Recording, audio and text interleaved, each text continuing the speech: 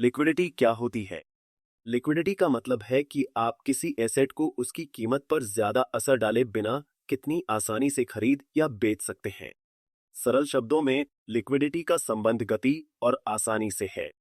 अगर कोई एसेट बहुत ज्यादा लिक्विड है, तो आप उसे उसकी वैल्यू में किसी बड़े बदलाव के बिना जल्दी से कैश में बदल सकते हैं। उदाहरण के लिए, बड़ी कंपनियों के स्टॉक्स में आमतौर पर हाई लिक्विडिटी होती है, क्योंकि मार्केट में हमेशा बहुत सारे खरीदार और विक्रेता मौजूद होते हैं। इसका मतलब है कि आप लगभग तुरंत ट्रेड में प्रवेश कर सकते हैं या बाहर निकल सकते हैं।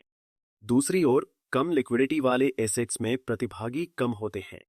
इससे कीमत पर असर डाले बिना खरीदना या बेचना मुश्किल हो जाता है। ऐसे मामलों में एक छोटा ऑर्डर भी मार्केट को हिला सकता है। आइए एक सरल उदाहरण लेते हैं। मान लीजिए आप एक स्टॉक बेचना चाहते हैं। अगर बहुत सारे खरीदार हैं, तो आपका ऑर्डर तुरंत पूरा हो जाएगा। इसे हाई लिक्विडिटी कहते हैं।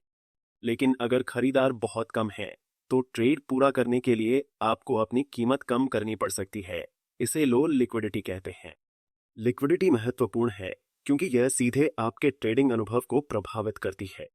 हाई लिक्विडिटी का मतलब है कम स्प्रेड, तेज एग्जीक्यूशन और प्राइस स्लिपेज का कम जोखिम।